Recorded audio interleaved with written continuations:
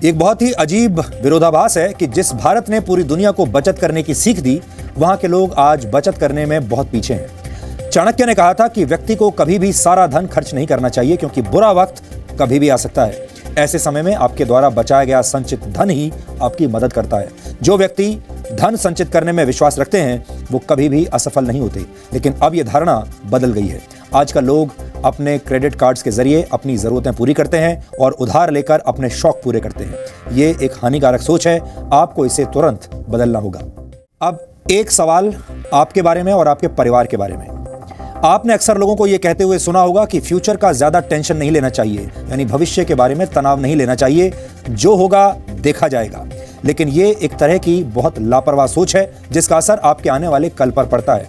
ये बड़ी अजीब सी बात है कि हमारे देश में लोग छुट्टियां मनाने की जबरदस्त प्लानिंग करते हैं, इंटरनेट पर हॉलिडे पैकेजेस सर्च करते हैं। लोग ये भी प्लान करते हैं कि ऐसी कंपनी का मोबाइल खरीदा जाए जिसमें नए जमाने के फीचर्स हों, वो लंबे समय तक चले और सस्ता भी हो। डिनर कहाँ करना है, कौन सी कार खरीदनी है, मकान कहाँ पर खरीदना है, इस सब के बारे में लोग गहरी रिसर्च करते हैं। यानी हमारे देश के लोग अपनी मौज मस्ती और लाइफस्टाइल की प्लानिंग तो करते हैं, लेकिन अपने भविष्य की कभी कोई प्लानिंग नहीं करते। उन्हें लगता है कि भविष्य की चिंता करने के चक्कर में वर्तमान खराब हो जाता है, लेकिन इस सच को और इस सोच को बदलने की जरूरत है। रिजर्व बैंक ऑफ इंडिया की एक रिपोर्ट के मुताबिक भारत के सिर्फ 13% लोग ही अपने रिटायरमेंट के लिए सेविंग करते हैं, यानी बचत करते हैं, जबकि 10% लोग अपने रिटायरमेंट के बारे में सिर्फ प्लानिंग ही करते रह जाते हैं, जमीनी स्तर पर कोई बड़ा निवेश नहीं करते। जबकि भारत के 77% लोग अपने रिटायरमेंट के बारे में सोचते तक नहीं। हो सकता है कि आप भी ऐसे लोगों में से एक हों। अपने रिटायरमेंट के बारे में कोई तैयारी न करने की वजह से हमारे देश में 60 साल की उम्र हो जाने के बाद भी करीब 50% बुजुर्गों को काम करना पड़ता है। इस उम्र में अक्सर लोग आराम की जिंदगी जीना पसंद करते हैं, लेकिन दुख की बात यह है कि अपने जीवन यापन के लिए उन्हें इस उम्र में भी काम करना पड़ रहा है। ये आंकड़े आपको ये बताते हैं कि भारत में बड़ी संख्या में लोग अपनी निजी आर्थिक सेहत को दांव पर लगाकर पूरा जीवन जीते हैं। ये एक तरह का आर्थिक टाइम बॉम्ब है जो 60 साल की उम्र के बाद जाकर फटता है। इससे बचने के लिए अक्सर 50-30-20 वाला फॉर्मूला बताया जाता है। आज हम आपको समझाएंगे 50-30-20 वाला फॉर्मूला क्या होता है। अगर आप चाहें तो इस फॉर्मूले को अपना सकते हैं, लेकिन भारत के लोग अपनी आदतों और मजबूरियों की वजह से इस फॉर्मूले से हमेशा दूर भागते हैं। यह बड़ा सीधा सा फॉर्मूला है। टैक्स चुकाने के बाद अपनी कमाई का 50% हिस्सा अपनी जरूरतों पर खर्च कीजिए। इसके बाद 30% हिस्सा अपनी इच्छाओं पर खर्च कीजिए और बाकी का 20% हिस्सा अपनी सेविंग्स में लगाइए, यानी बचत कीजिए। ऐसा करने से आप अपना भविष्य सुरक्षित रख सकते हैं और आने वाले दिनों को अच्छे दिन बना सकते हैं।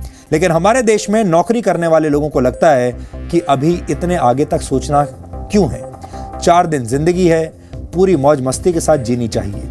कुछ लोगों का यह तर्क भी होता है कि महंगाई के ज़माने में बैंक की EMI चुकाने और परिवार की ज़रूरतें पूरी करने के बाद इतना पैसा बचता ही नहीं कि रिटायरमेंट के बाद वाली सेविंग के बारे में सोचा जाए।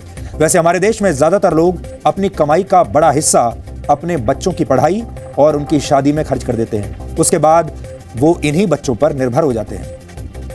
ये एक ऐसा सामाजिक बंधन है जो कई पीढ़ियों को अपनी गिरफ्त में ले चुका है, ले लेता है।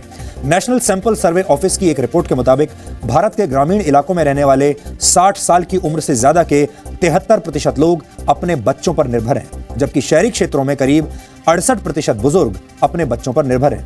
भारत की सबसे बड़ी समस्या यह है कि यहाँ की 80% आबादी गैर संगठित क्षेत्रों में काम करती है।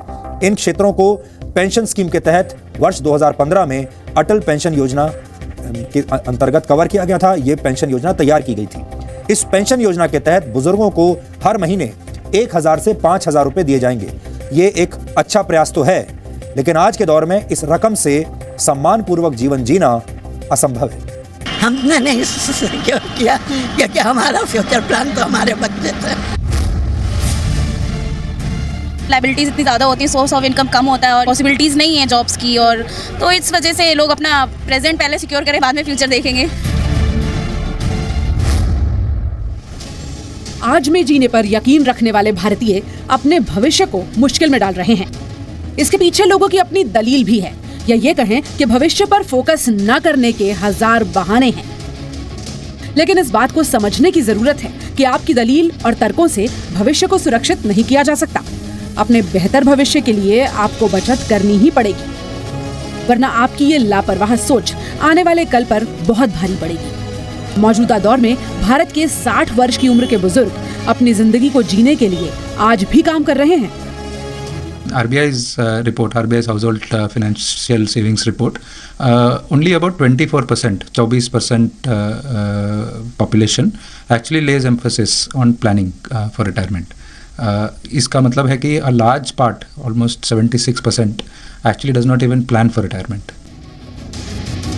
महंगाई के जमाने में बैंकों की किश्त भरते हुए परिवार का खर्च चलाना भले ही मुश्किल काम हो, इसके बावजूद ऐसे लोगों की संख्या भी बहुत है जो अपने भविष्य के बारे में ज्यादा सोचते ही नहीं। इसके अलावा भारत में आज भी लोग अपने बच्चों को अपना इन्वेस्टमेंट प्लान मानकर पूरी कमाई उनके भविष्य के लिए खर्च कर देते हैं।